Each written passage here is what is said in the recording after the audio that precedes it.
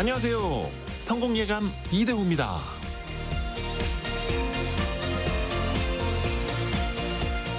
살아가면서 수많은 자극에 노출됩니다. 때로는 달콤한 유혹, 때로는 견디기 힘든 고통. 이 자극들은 우리의 삶을 흔들고 변화시키죠. 하지만 중요한 건 자극 그 자체가 아니라 그 자극에 우리가 어떻게 반응하느냐입니다. 두 가지 유형의 사람이 있습니다. 하나는 외부 자극에 휘둘리면서 감정의 파도에 휩쓸리는 사람이고, 또 다른 하나는 자극을 삶의 성장을 위한 기회로 삼는 사람입니다. 사상가이자 정신의학자인 빅터 프랭클은 이런 말을 했는데요. 인간에게 마지막 남은 자유는 주어진 환경에서 자신의 태도를 결정하는 것이다. 우리는 자극을 선택할 수는 없지만 그 자극에 대한 우리의 반응은 선택할 수 있습니다. 불평과 좌절 대신에 이 문제 해결을 위한 지혜를 찾고 그 역경 속에서 오히려 새로운 기회를 발견하는 태도. 바로 그게 우리를 성장시키는 힘이 됩니다. 오늘도 쏟아지는 수많은 자극에 여러분은 어떻게 반응하시겠습니까? 성공예감 이대호입니다. 출발합니다.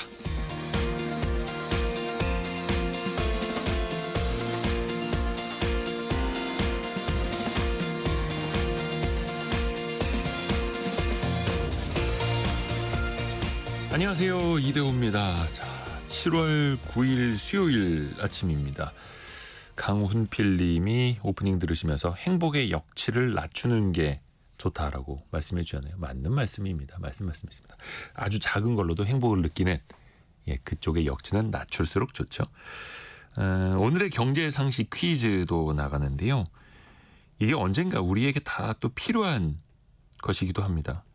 요양병원에서 환자를 돌보는 데 드는 비용이 있죠. 정부가 이걸 건강보험으로 지원하려고 하고 있습니다. 현재는 일부 요양병원에서만 시범적으로 시행하고 있는데요.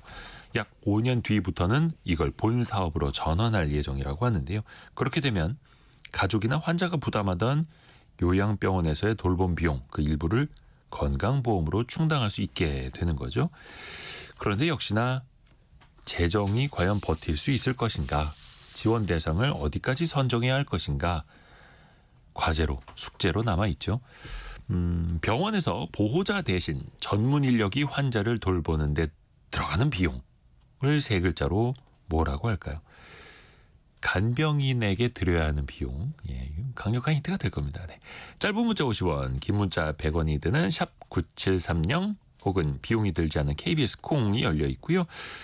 다양한 선물 추첨을 통해서 보내드리고 있는데요. 평소보다 더 많은 분들께 커피 쿠폰도 시원하게 쏘고 있습니다. 또 KBS 콩 유튜브를 통해서도 언제든지 다시 보고 다시 들으실 수 있습니다. 성공예감 이대호입니다. 자주 검색하시면 성공이 가까워집니다.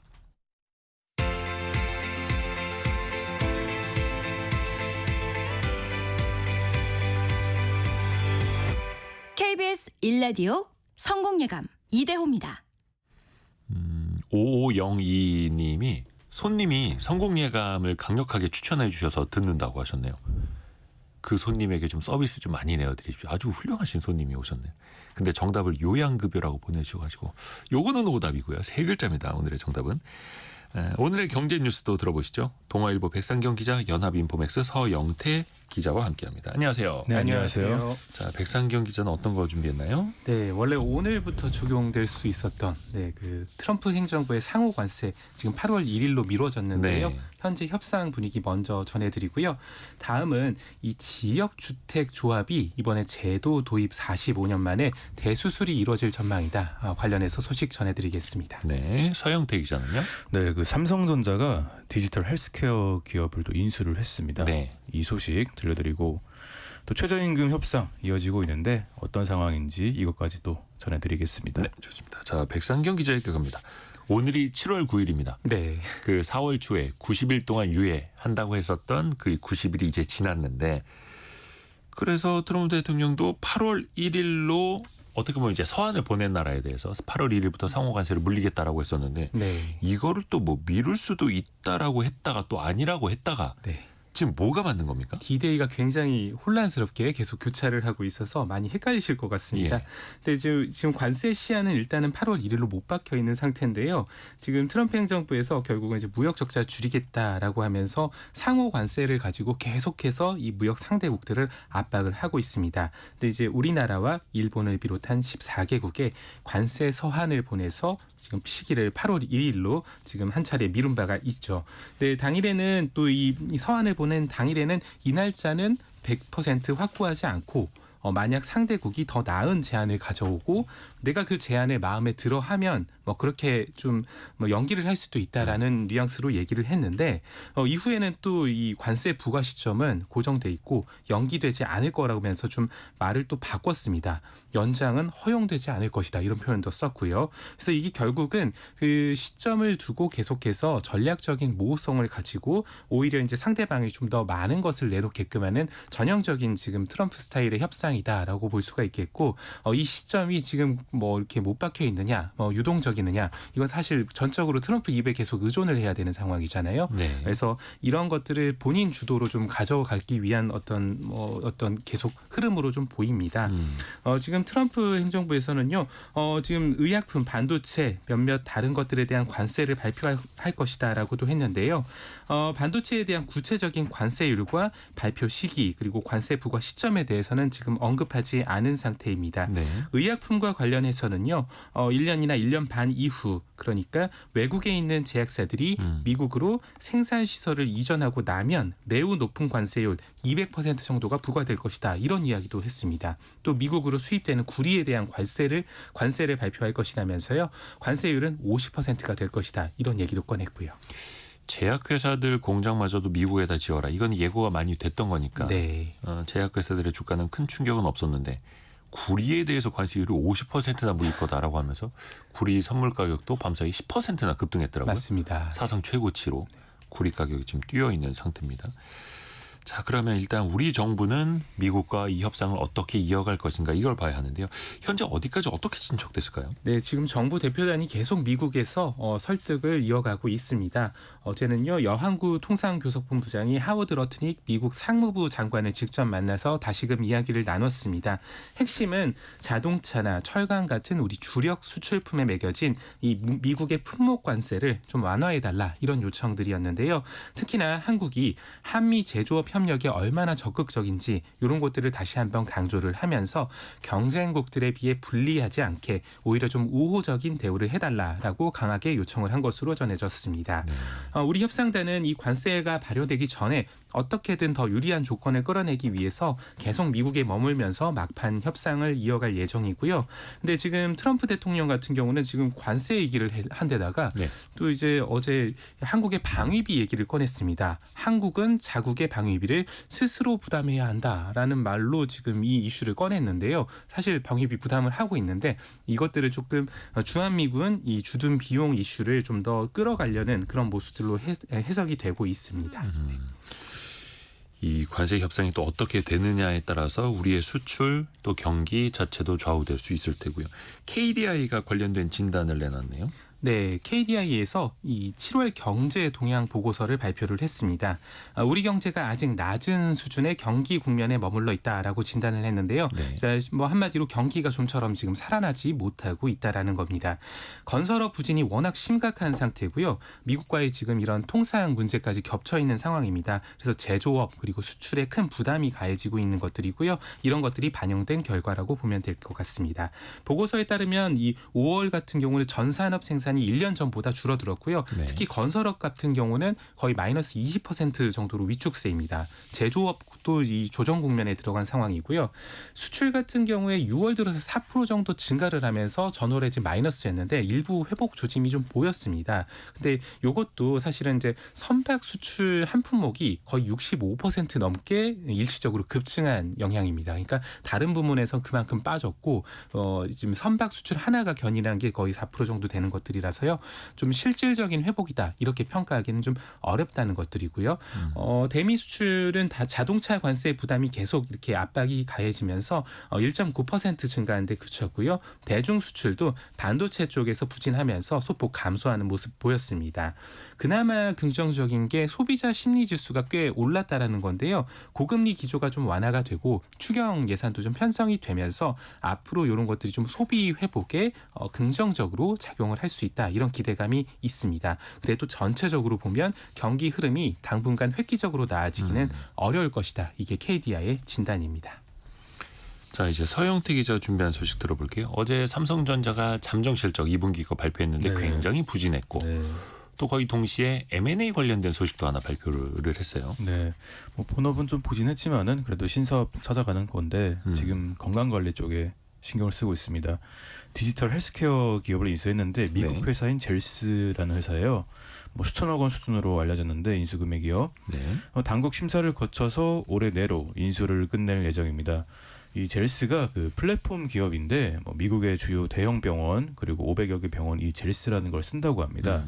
그리고 여러 수십 개의 디지털 헬스케어 기업이 파트너인데 이 의료진이 이 플랫폼을 통해서 환자 상태를 파악하고 그리고 또 처방을 이렇게 내릴 수가 있습니다. 삼성전자 그동안 갤럭시 워치 같은 제품으로 건강 정보를 수집했고 그리고 삼성 헬스로 관리를 했는데 앞으로 삼성 헬스 그리고 젤스를 연결하는 서비스 이런 게 나오고 또 일상에서 또 사용자의 건강을 더 잘 관리해주는 뭐 그런 서비스들 선보일 예정입니다. 최근 2년 동안 삼성전자가 되게 인수합병을 많이 했어요. 로봇, 인공지능, 오디오, 에어컨 여러 영역에서 인수를 했는데 국내 기업 중에서는 가장 유명했던 게 지난해 말에 삼성전자 자회사로 들어간 기업이죠. 레인보우 로보틱스라고 있습니다. 네. 네, 국내 최초로 두 다리로 걷는 로봇을 개발한 연구진이 세운 기업이고요. 뭐 음악, 오디오 쪽에서도 인수합병을 많이 하고 있습니다. 삼성전자가 오디오 전문 자회사인 하만을 인수를 했고 그리고 그 하만이 음악 플랫폼인 룬을 또 인수를 했고요. 또 지난 5월에는 미국 마시모사의 오디오 사업부를 또 인수를 했습니다. 최근에 가장 큰 돈을 써가지고 화제가 됐던 거는 이제 독일의 플렉트 인수 건인데요. 이 기업은 공조, 그러니까 쉽게 말해서 에어컨 기술을 가진 업체입니다. 요새 데이터 센터가 워낙 화제인데 이 데이터 센터에 열을 식히는데 에어컨이 또 중요하고요. 이 삼성전자가 이렇게 로봇이라든지 인공지능이라든지 여러 분야에서 신상적 동력을 발굴해가고 있습니다. 어떻게 보면 이제 미래 사업을 계속해서 차근차근 준비를 하는 건데 근데 정작 본업에서는 하이닉스에게도 밀리고 있잖아요. 맞습니다. 글로벌 시장 조사 업체 카운터포인트 리서치라고 있습니다. 네. 반도체 시장에 대해서 조사를 하는 업체인데 올해 2분기 글로벌 메모리 시장에서요. SK 하이닉스가 삼성전자랑 같이 매출 공동 1위입니다. 원래 삼성전자가 늘 1위였는데 이번엔 SK 하이닉스랑 그 영광을 나눠 가져야 됐고요.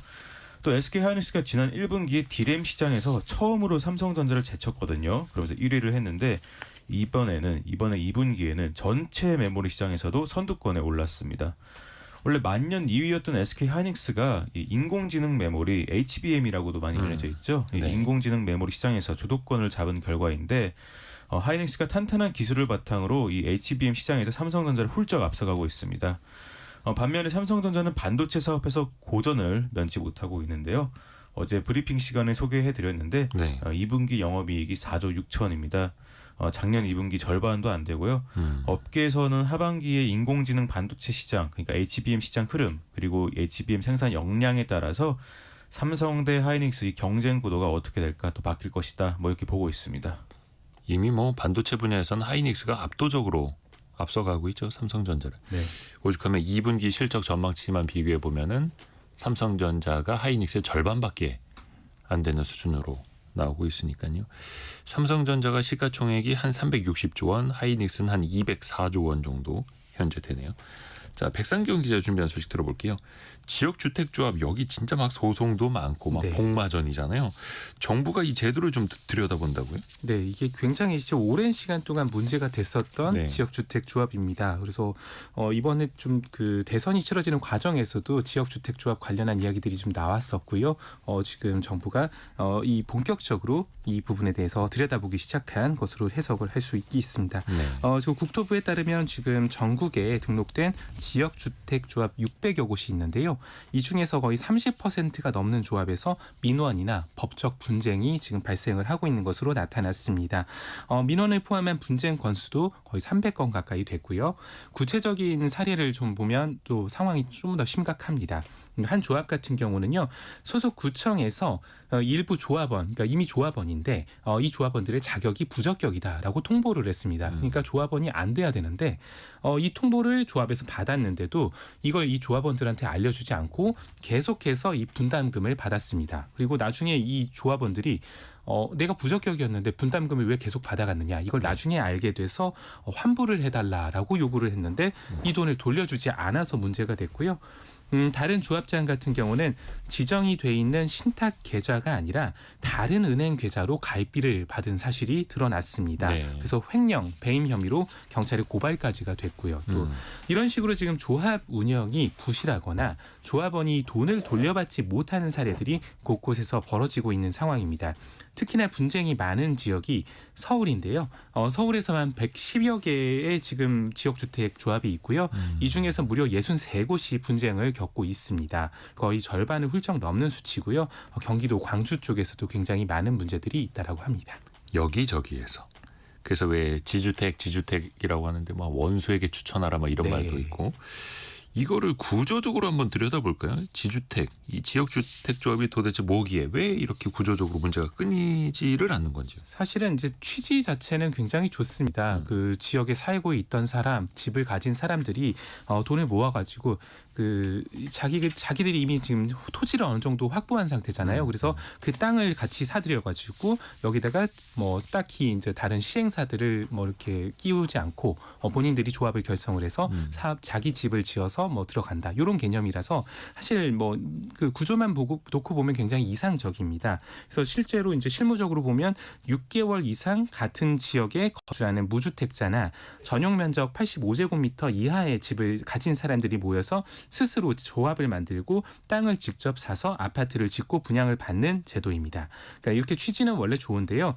청약 경쟁 없이 집을 마련을 할 수가 있고 일반 분양보다 분양가도 저렴합니다. 근데 이게 사실은 사업 초기 단계부터 굉장히 복잡한 절차와 리스크가 많기 때문에 이게 문제가 됩니다. 그래서 말씀하신 것처럼 원수한테 추천해줘라, 이런 말까지 있을 정도고요. 예를 들어서 조합이 설립 인가를 받으려면 땅의 80% 이상에 대한 사용권, 그리고 15% 이상의 소유권을 확보를 해야 됩니다. 네. 근데 이것조차부터 뭐 사실 현실적으로 굉장히 어렵습니다. 이번 조사에서도요, 전체 조합 중에서 절반 이상이 아직 설립 인가도 받지 못한 상태였고요. 그 중에서 3분의 1 같은 경우는 거의 모집 신고를 한 지 3년이 지났는데도 여전히 인가조차 못 받는 뭐 그런 상황입니다. 근데 계속 이 와중에도 분담금은 걷거든요. 왜냐하면 땅을 사야 되고 뭐 사업 진행을 시켜야 되고 이 조합의 운영 비용이 들어가기 때문에요. 근데 사업은 정작 진척이 없으니까 조합원들 입장에서는 계속 돈은 내는데 불안한 겁니다. 그래서 이게 결국 분쟁으로 이어지는 경우가 많고요. 특히나 이런 조합 같은 경우에는 투명하게 정보를 공개하지 않거나 자격이 안 되는 사람을 뭐 조합원으로, 아까 뭐 사례도 말씀드렸죠. 조합원으로 끌어들여서 일단 분담금부터 받거나 회계 처리를 엉망으로 하거나 이런 경우도 많기 때문에 더 큰 문제가 되고 있고요.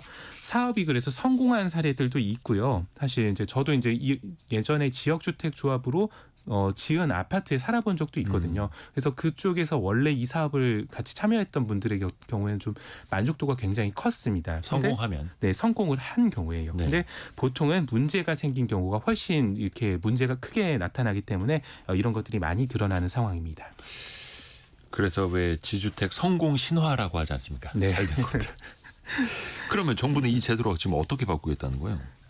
다음 달 말까지 일단 지역주택 전체에 대해서 좀 실태 점검부터 진행을 할 예정입니다. 이번에는 일단 1차적인 조사가 끝났다. 그리고 그 조사 중간 조사 결과를 밝혔다라고 볼 수 있겠고요. 구체적인 분쟁 원인을 하나하나 들여다보고 중재나 조정부터 좀 지원하겠다는 방침입니다. 그리고 앞서 말씀드린 것처럼 제도 자체에 대해서 대수술을 좀 단행할 예정입니다. 제도 자체가 지금 1980년에 도입이 됐으니까 거의 45년 지났는데요. 이제는 현실에 맞게 손질할 때가 됐다라는 목소리들이 높습니다. 그래서 지금 나온 보도들을 보면요, 당정에서 추가 분담금을 완화하기 위해서 용적률이나 건폐율을 높이는 방안, 그래서 사업성을 높여서 좀 들어가는 돈을 줄이는 방안 검토하고 있다는 보도도 있었고요.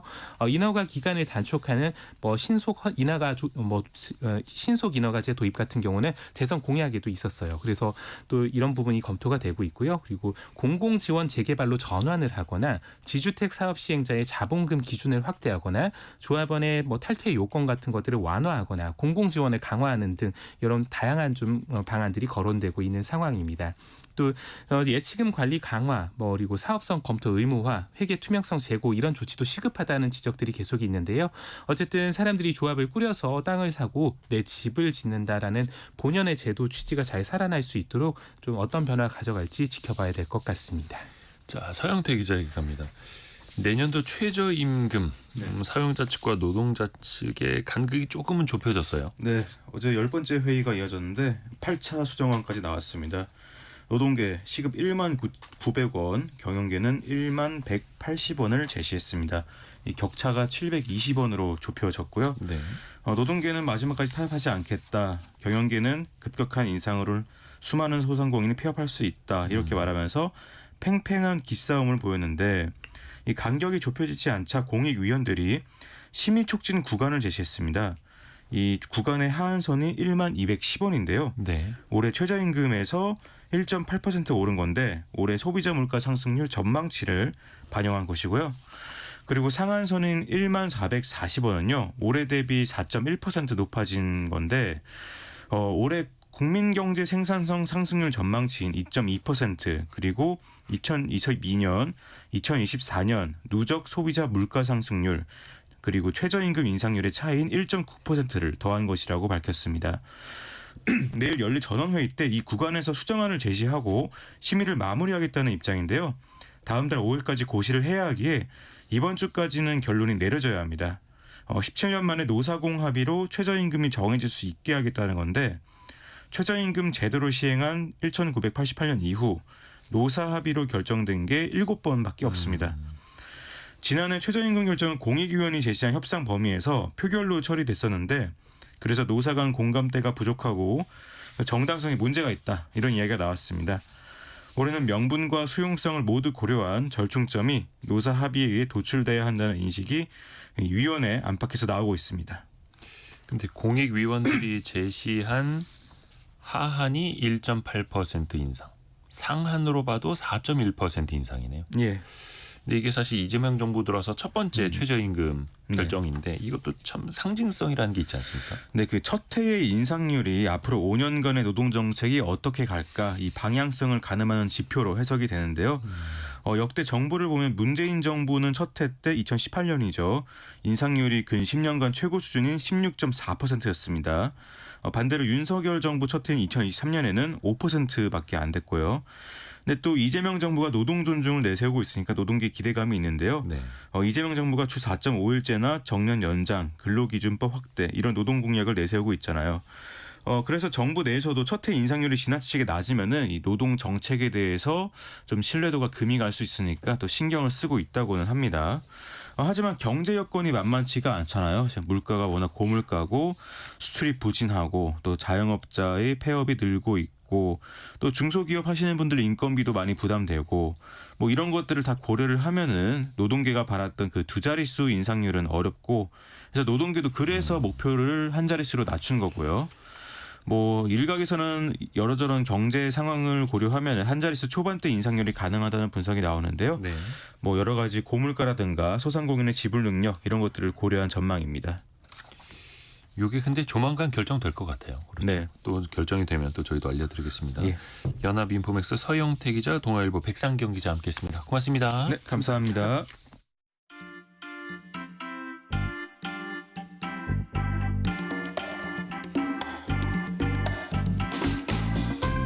지금 여러분께서는 KBS 일라디오 성공예감 이대호입니다를 듣고 계십니다. 프로그램에 참여하신 청취자 여러분께는 추첨을 통해 아름다운 식탁 창조 주빅푸드에서 뿌리 담은 리얼 생와사비를 쉽고 빠른 판촉물 제작 시너지 기프트에서 고속 충전 알람 시계를 그리고 성공예감에서 준비한 커피 쿠폰을 보내드립니다.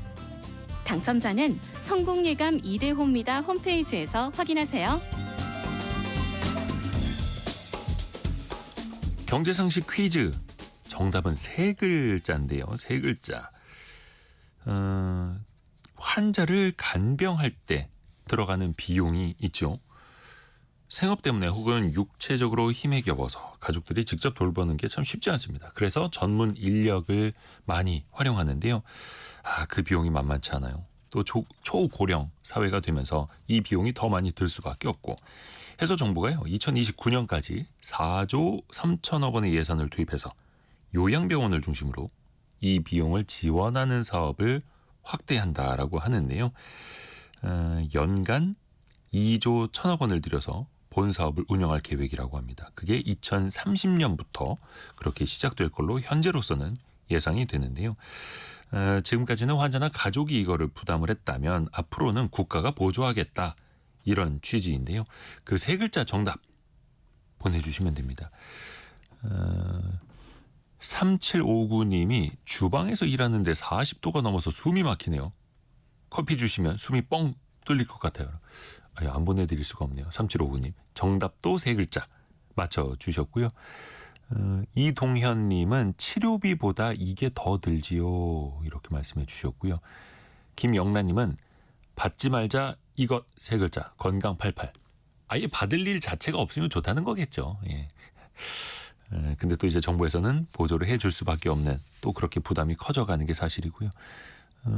실제로 5577님은 3남매가 이걸 부담하고 있는데요. 부담이 되는 게 사실입니다. 이렇게 3남매가 나눠서 내더라도 부담이 될 수밖에 없는 그 비용 그 세 글자를 맞춰주시면 됩니다.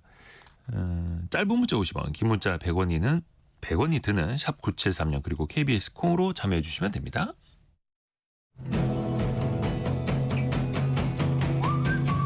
오늘의 움직임에 주목하고 세상의 흐름을 놓치지 않습니다. 여러분의 내일을 응원하며 성공의 열쇠를 함께 찾아갑니다. 성공예감 이대호입니다. 오늘도 덥죠. 내일도 더울 겁니다.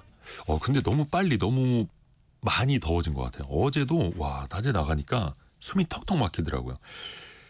어제 서울의 기온이 38도에 육박했다고 하죠. 118년 만에 최악의 폭염이라고 하는데요. 매년 들을 때마다 이 숫자가 더 높아지는 것 같습니다. 오늘도 동해안 지역 제외하고 폭염특보가 발효되고 있다고 하는데요.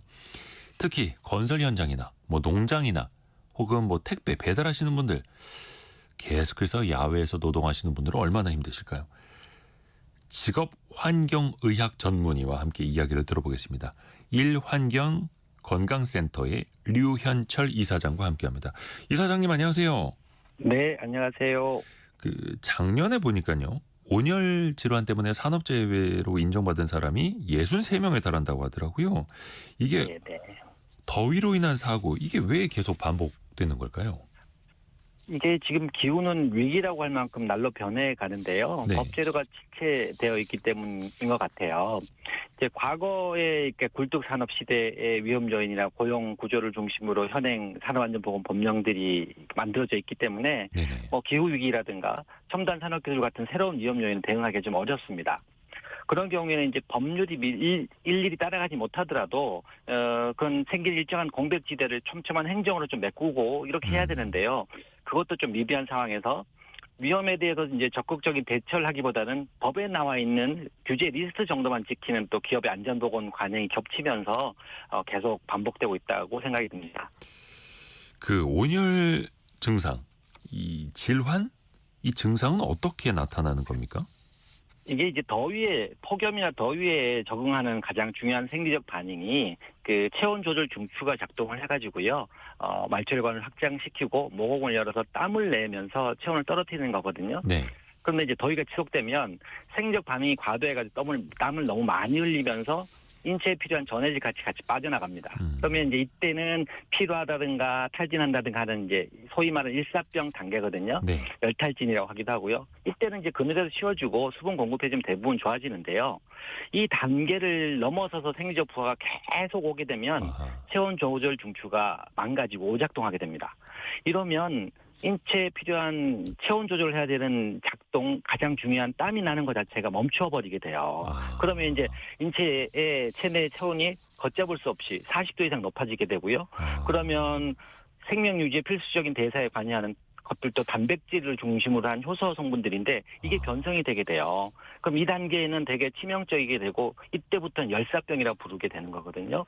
초응급 상황입니다. 치료하지 않으면 대부분 사망하는데 이렇게 이제 생리적 부하를 넘어서지 않도록 업무를 조정하거나 특히나 더위에 취약한 대상들한테도 잘 관리하고 관찰해야 되는데 이게 잘 안 되게 되면 이렇게 중증 질환인 열사병까지 가게 되죠. 땀 나는 것 자체가 멈춰버릴 수가 있다. 그래서 심하면 그렇죠. 사망까지 이르게 되는 거고요. 그렇죠. 체온 조절이라는 것 자체가 이제 아예 되질 않게 되는 거죠. 이게 진짜 무서운 거였네요. 네네네. 특히 그 야외에서 일하시는 분들 많이 여기에 노출이 되어 있는 것 아니겠습니까? 특히 그 중에서도 가장 취약한 일터는 어디라고 보세요? 그러니까 우리가 이제 보통 기온하고 습도들이 되게 중요한 요소로 고려되는데 또 더구나 좀 더 고려해야 될 것 자체가 복사열이 있습니다. 그러니까 뜨거운 열기들을 머물렀다가 계속 뿜어대는 거죠.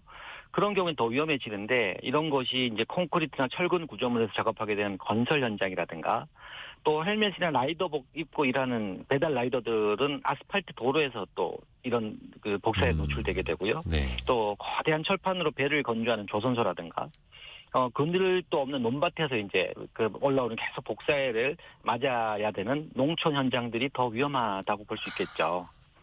또 하우스 안에서 또 네, 오가시는 하우스는 또 분들도 그럴 수 있고요. 근데 뭐 그렇군요. 여름에서는 하우스까지 뭐 하는 것 자체가 아이고야. 너무 무리하니까 어쨌든 그렇죠.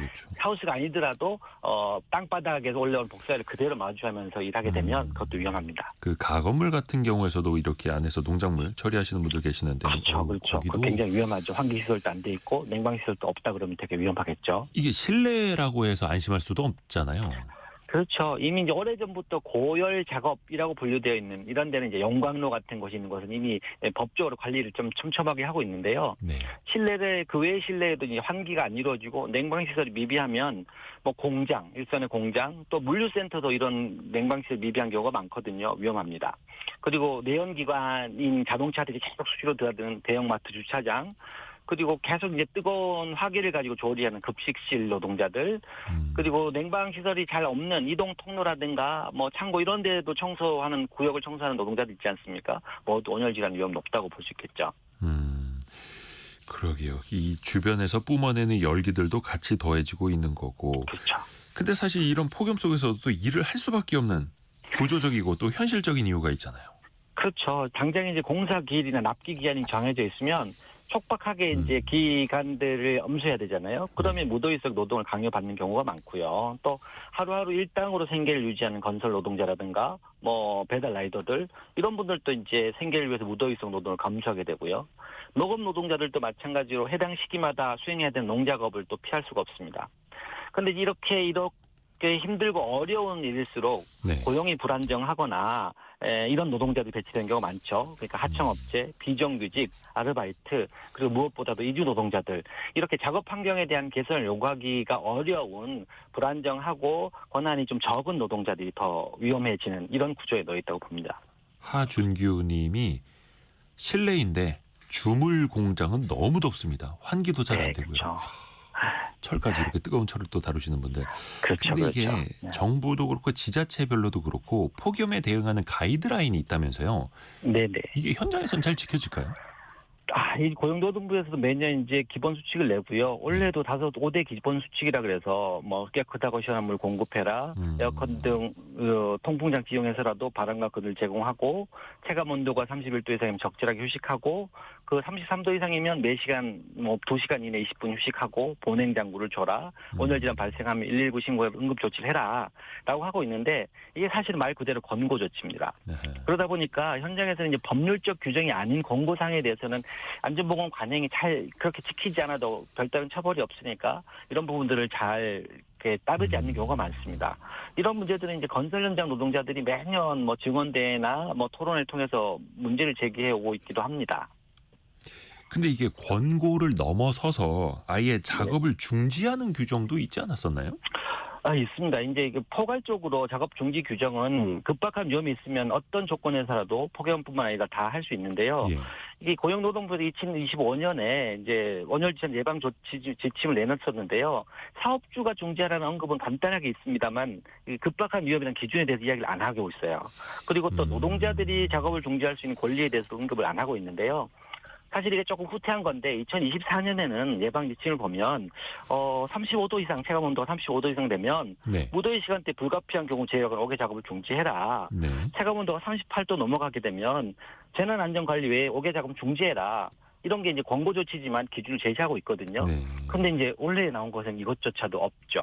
이러다 보니까 현장에서는 작업 중지가 실효성하게 있게 작동하기 위해서 어떤 분명한 기준도 없고 법률적인 근거들에 대해서 정확하게 해석해 주지도 않고 하다 보니까 문제가 되고요. 또 아까 말씀드렸던 일용직 건설 노동자라든가 배달 콜을 받아서 일하는 노동자들 같은 경우에는 작업을 중지하게 되면 바로 생계에 문제가 생기지 않습니까? 그렇죠. 이런 것들에 대한 대책이 없으면 사실 또 현장에서 작업 중지권 행사하기가 또 어려워지는 이런 문제들이 뒤섞여 있습니다. 기준이 또 느슨하기도 하고 실질적으로 네. 이거를 또 안 지켜야 또 생계를 유지할 수 있는 분들이 또 있고 이게 참 양쪽으로 힘드네요.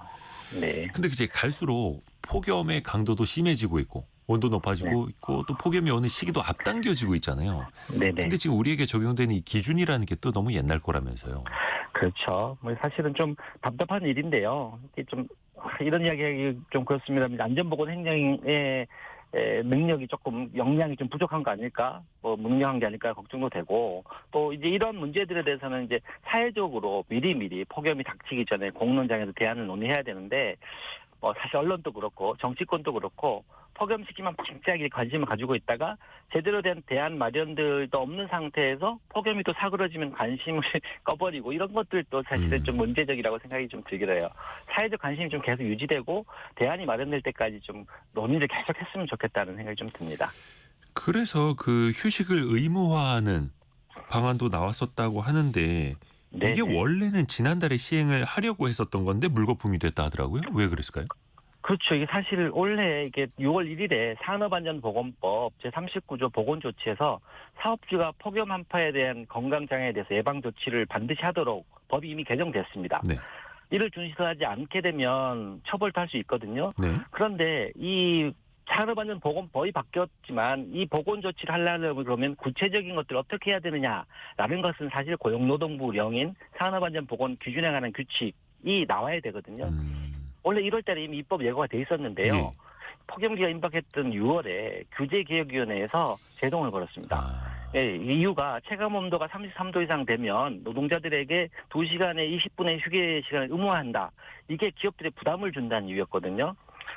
이게 좀 안타까운 게 사실 이제 법 적용을 한다는 것 자체가 좀 무겁다. 예를 들면 뭐 보건조치를 안 하게 되면 5년 이하의 징역이나 5천만 이하 벌금 이렇게 하고 있지만 사실 양형 기준에 따라서는 되게 다양하게 판단이 되거든요. 그러니까 단순하게 사업주가 해야 될 의무 조항이 무겁다라는 이유만으로 이전에 이미 다양한 권고 조치에서 사실은 폭염 시에 33도 이상이면 그 이상의 휴식 시간을 좀 주라고 이미 다 권고되어 오고 있었거든요. 그런데 이제 와서 이제 기업 부담을 이유로 규제위에서 이런 것을 무산시켰다라는 건 안타깝고요. 이 규계의 판단이나 또 행정규칙이 반드시 필요하다는 것을 관철 못한 노동부도 조금 더 이렇게 안타까움을 느끼게 하는 행정이었다고 생각이 듭니다. 그러니까 과도한 규제는 또 지양해야 된다. 이런 또 시각도 일각에 있는 거고. 아니 그러면 네네. 사전적인 규제보다 그러면 사후적으로 책임을 지도록 미국식으로 그렇게 갈 수도 있는 건 아닙니까? 이미 이제 중대재해처벌법에서는 예. 폭염과 관련해가지고 열사병으로 사망한 경우에는 중대재해처벌법을 강력하게 처벌하도록 하고 있습니다. 그런데 이제 이런 기준들 자체들을 준수하기 위해서 사업주들이 해야 될 조치들이 너무 불명확하다라는 이야기들도 많고 그러다 보니까 이런 부분들에 대해서 조금 더 세밀하게 현재 안전보건의 관행이 그러니까 고용노동부에서 시행규칙이나 이런 걸 통해 가지고 잘 좀 마련해줬으면 좋겠는데 이 안이 이제 규계위에서 무산된 거죠. 그래서 결국은 결과에 대한 처벌은 있긴 하지만 관리의 기준들 자체가 안 주어져 있다 보니까 일선에서 혼란이 있게 됩니다. 중대재해처벌법상 열사병으로 인한 사망은 사업주를 처벌할 수 있게 되어 있는데 네네. 그 과정 하나하나를 놓고 보면 또 법정 갔을 때 어떻게 될지 모르는 거예요. 그렇죠. 이게 좀 어떻게 해결 방법 없겠습니까? 앞에서 말씀하신 것처럼 당장 일을 해야 돈을 버실 수밖에 없는 분들도 있고 네네. 기업도 네네. 또 생산성을 신경 안 쓸 수는 없고 네. 접점이 혹시 있을까요? 일단 사회적 논의가 필요하다고 생각해요. 당장 기후위기는 폭염이란 실체로 이제 드러나고 있고 그 결과가 노동자들이 다치고 손상되고 죽음에 이르기도 합니다. 그래서 먼저 시급하게 해야 될 거는 산업안전보건법과 규칙을 정비해가지고 닥친 위험으로부터 노동자를 보호할 수 있는 최소 기준을 먼저 마련해야 됩니다. 시급하고요. 다음으로는 이제 향후 계속 변화해야 될 기후에 따른 규제 기준을 어떻게 사회적으로 합리적으로 과학적으로 논의하고 합의에 도달할 것인가라는 것도 중요하거든요. 그래서 기후위기에 대응하기 위해서는 사회적으로 부담해야 될 여러 가지 비용들이 있지 않습니까? 네. 기업들 부담할 거, 또 전체적으로 국가가 부담할 거, 이걸 어떻게 나눌 것인가에 대해서도 정치권, 노동계, 그다음에 정부 부처도 고용노동부, 국토교통부, 환경부, 농축산부 이렇게 다 같이 지자체까지 포함해서 논의하고 또 산업안전보건법이나 중처법 아니고 재난안전법, 네. 탄소중립법 등등의 다양한 법들을 포괄해가지고 대안을 좀 지속적으로 논의해야 될 자리가 필요하다고 생각이 듭니다. 영구 2호님이 특정 건물에서 경비원 일하고 계시는데 경비원 사무실에 에어컨이 없어서 건강이 네네. 위험하다. 또 이런 글도 올려주셨고요. 서로가 또 우리가 네네. 신경 쓰고 또 배려할 것이 정말 많습니다. 오늘 네, 일환경건강센터 류현철 이사장 통해서 그 일부나마 좀 들어봤습니다. 말씀 고맙습니다. 네, 감사합니다. 라디오 정보센터 다녀옵니다. 미국 트럼프 대통령이 이번엔 품목별 관세를 늘리겠다고 밝혔습니다. 구리엔 50%, 의약품엔 최대 200%의 관세를 예고했는데 우리 주력 산업인 반도체 관세도 곧 발표하겠다고 했습니다. 트럼프 대통령은 또 더 이상의 연장은 없다며 8월 1일부터 상호 관세를 부과하겠다는 점을 분명히 했습니다. 한국과 미국 간 막바지 통상협상이 진행 중인 가운데 트럼프 대통령이 한국이 미국의 방위비를 너무 적게 내고 있다며 자국 방위비를 스스로 부담해야 한다고 주장했습니다. 윤석열 전 대통령의 재구속 여부가 이르면 오늘 결정됩니다. 서울중앙지법은 오늘 윤 전 대통령을 상대로 내란 특검팀이 청구한 구속영장 심사를 엽니다. 국회 법제사법위원회가 오늘 정부 여당이 추진하는 검찰개혁 법안과 관련해 각계 의견을 듣는 공청회를 엽니다. 여당인 더불어민주당은 조만간 검찰개혁 TF를 가동하고 추석 전 개혁 입법을 마치겠다는 계획입니다. 지금까지 라디오 정보센터 뉴스 정원나였습니다. 우리나라 소비시장의 변화를 살펴보는 시간 트렌드 팔로우입니다. 서울대 소비자학과 한다희 박사와 함께합니다. 안녕하세요. 안녕하세요. 와, 이제 더위 때문에 네, 휴가 생각이 간절합니다. 맞습니다. 한다희 박사님 혹시 휴가 계획 있으세요? 저는 없지만 오늘 휴가 트렌드를 열심히 찾아왔습니다. 대리만족? 네네. 대리만족도 안 되겠다. 이거는 그냥 상상의 영역에 있는 거라. 그 많은 분들이 이제 7월 말 거의 휴가 많이 떠나실 텐데 네. 올해 특별한 어떤 트렌드 같은 게 있을까요? 사실 올해는 확실히 좀 달라진 부분들이 많이 보였어요. 네. 2025년에 소비자들의 휴가 방식이 좀 이전과 많이 바뀌었습니다. 경제적인 상황도 있고 또 날씨의 영향도 있고요. 그래서 오늘은 그 변화들을 좀 키워드로 짚어보면 좋을 것 같습니다. 키워드요? 네. 왜 우리가 정말 이야기 올해 많이 했던 게 양극화잖아요. 네. 소비도 양극화. 아예 비싼 게 잘 팔리거나 아예 저렴한 게 잘 팔리거나. 네. 그러면 여행도 그럴까요? 어때요? 네, 맞습니다. 그래서 첫 번째 키워드가 전략적 휴가입니다. 전략적 휴가요? 네, 요즘 소비자들은 무턱대고 떠나지 않습니다. 항공권 특가나 여행사 프로모션 같은 것들을 적극적으로 활용을 하고요. 그래서 최저가 타이밍을 기다렸다가 여행을 계획하는 그런 최저가 분들. 떴을 때. 네네, 그런 분들이 굉장히 늘고 있습니다. 오. 그래서 실제로 최근에 이제 여행 플랫폼들이 앞다투어서 발표하는 게 뭐냐면 응답자들의 70% 이상이 할인 프로모션을 기다렸다가 예약한다 하는 그런 흐름들을 발표했고요. 특히 항공권 가격 변동 알림 서비스 이런 기능들을 적극적으로 이용하시는 분들이 크게 그런 게 늘었다고요. 있어요? 네네. 항공권 가격이 계속 변하니까 그렇죠. 그래서 좀 떨어지면 바로 알림이 오는 그런 기능들 쓸 수 있습니다. 이거 예를 들어서 주식 투자하시는 분들이 내가 원하는 설정한 주가에까지 내려오면 알림 받듯이 비슷한 거네요. 네, 맞습니다. 그래서 이게 우리나라뿐만 아니라 전 세계적으로 나타나는 현상이라 미국 업계에서는 할인 기다리기라는 말이 생길 정도로 인기인데요. 경제 불확실성이나 또 달러 약세 속에서 소비자들이 항공사나 호텔이 할인가를 내놓을 때까지 예약을 안 하는 거죠. 그래서 실제로 에어비앤비에서도 소비자들이 가격이 더 떨어질 거라고 예상을 하기 때문에 체크인 직전까지 예약을 미루는 경향이 크게 증가하고 있다. 이렇게 또 밝히기도 했습니다. 아무래도 불확실한 경제 상황이 좀 여행 패턴에도 영향을 미치는 상황인 것 같습니다. 완전 이거 눈치 게임이네요. 그렇죠. 근데 할인 딱 떴다. 근데 다음 주다. 네, 가야죠. 쉽지 않은데요. 이게 숙박에서도 마찬가지예요? 네, 에어비앤비 같은 경우도 이렇게 좀 얘기를 하는 거 보니까 전반적으로 체크인 직전까지 좀 예약을 미루는 경향들이 강하게 나타났습니다. 임채원님이 항공권 같은 경우에 성수기에 특히 너무하다고 가격이. 맞습니다. 그러니까 성수기죠. 수요가 또 몰리니까요. 네. 왜 시대별로 그리고 흐름별로 특히 우리나라 사람들이 많이 찾아가는 나라가 있지 않습니까? 맞습니다. 요즘에는 어때요?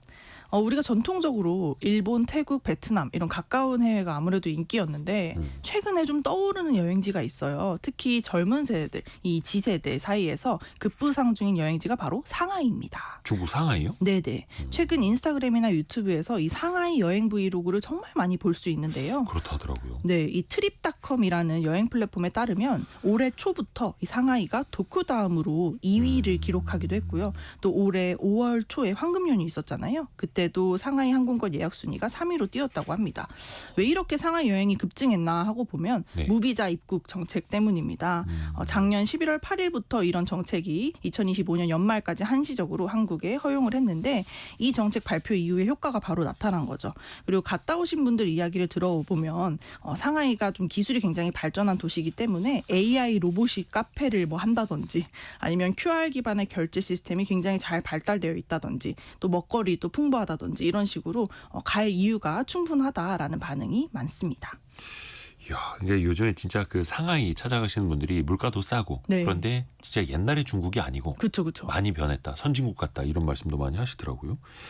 또 그 여행도 사실은 비교하는 게 굉장히 좀 힘들잖아요. 맞아요. 인공지능, 이 AI를 동원하는 분들도 많더라고요. 네, 사실 저는 여행 계획 세우기가 힘들어서 여행을 못 가는 그런 사람 중에 하나인데. 그런 분들 많습니다. 네, 최근에 가장 눈에 띄는 변화가 이 AI 추천 휴가입니다. 제가 재미있는 조사를 하나 봤어요. 네. 여행 계획을 세우는데 이 인공지능을 가장 잘 활용하는 나라는 어디일까라는 조사였어요. 나라요. 네. 근데 한국이 1등으로 뽑혔더라고요. 전 세계 6,700명을 대상으로 이 설문조사를 진행했더니 한국 여행객은 21% 넘게 이 맛집 추천이나 숙소, 여행 액티비티 계획할 때 이 인공지능을 적극 활용하는 것으로 확인이 되었고 세계 평균보다 훨씬 더 높은 수치를 보였다라고 밝히기도 했습니다. 실제로 요즘 유튜브 보시면 예. 챗GPT가 시키는 대로 여행해보기 뭐 아니면 무작정. 네, AI가 말하는 대로 무계획 여행하기 뭐 이런 영상들을 쉽게 볼 수 있습니다. 최근에는 여행 계획 세우는 것뿐만 아니라 여행지를 선택하는 것부터 인공지능에게 결정해달라 하는 분들이 좀 늘고 있다고 합니다. 이야. 그래서 실제로 하나투어라는 여행사에 따르면 여행자들이 AI에게 물어본 이 질문의 횟수가 벌써 7만 건을 넘어섰다. 이렇게 또 발표하기도 했습니다. 또 요즘 이 현지에 가시면 AI 기반으로 번역해줘서 또 외국인이랑 유창하게 대화를 한다든지 아니면 또 인공지능을 활용해서 비교적 덜 알려지고 덜 붐비는 숨겨진 명소를 찾는다든지 또 이런 곳곳에서 AI를 활용하는 모습들이 아주 일상화되고 있습니다. 역시 우리나라 사람들이 IT 활용도 빠르고 맞아요. AI도 적극적으로 쓰고 있고 네. 옛날에는 왜 여행사 지점 가서 상담하는 것도 있었는데 그게 맞아요. 온라인으로 네. 카페, 블로그에서 정보를 공유했고 이제는 그냥 AI에게 물어본다. 맞습니다. 재밌네요. 근데 이게 또 폭염이 빨리 왔지 않습니까? 네. 여기서 또 새로운 모습이 나타난다고요? 네, 바로 쿨케이션 열풍입니다. 베케이션이 아니라 쿨케이션. 네, 시원함을 찾아서 떠나는 여행을 이제 쿨케이션이라고 하는데요. 우리나라에서 이러한 쿨케이션 여행지로 떠오르는 나라가 하나 있더라고요. 바로 몽골입니다. 몽골. 네, 요즘 국내 여행사에서 이 휴가철 데이터를 분석해 보면 몽골이 전체 예약의 꽤 상당한 부분을 차지하고 있다고 해요. 그래서 예상 밖의 인기를 보이는 모습들을 확인할 수 있는데 이 몽골 같은 경우는 한여름에도 평균 기온이 굉장히 낮습니다. 네, 그래서 쾌적한 기후를 자랑해서 예. 어우 시원한 데 가고 싶다 하면 이제 몽골을 찾으시는 거죠. 네, 또 우리 국내 여행에서도 이런 경향성이 나타나는데 한국관광공사 관광 데이터 랩에 따르면 국내 여행 검색량 상위 100개 키워드 중 1위부터 6위까지가 모두 쇼핑몰과 백화점 같은 이런 실내 공간으로 나타났습니다. 자연경관이나 볼거리보다 시원한 실내 장소가 훨씬 더 많은 관심을 받고 있다라는 것도 쿨케이션의 일부고요.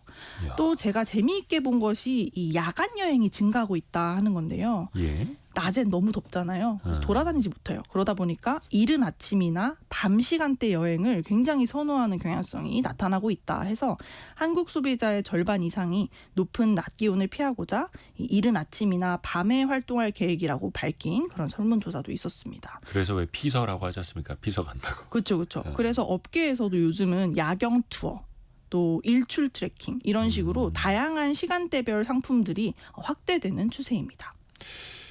이게 또 국내 여행 수요도 은근히 많더라고요. 네, 국내에서 여름휴가 즐기겠다. 네, 이게 올해 좀 큰 특징인 것 같은데요. 최근 대한상공회의소가 이 직장인 800명을 대상으로 한 조사를 실시했는데 네. 여름휴가 계획 어떻게 세우고 있냐 하는 조사였어요. 그랬더니 이 직장인 10명 중 8명이 여름휴가로 해외보다는 국내 여행을 계획합니다 하는 그런. 이게 평소보다 높은 거예요? 네, 평소에 작년 대비해서 이 국내 여행 선호도가 크게 상승한 수치를 또 확인할 수 있었습니다.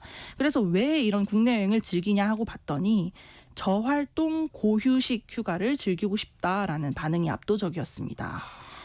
휴식.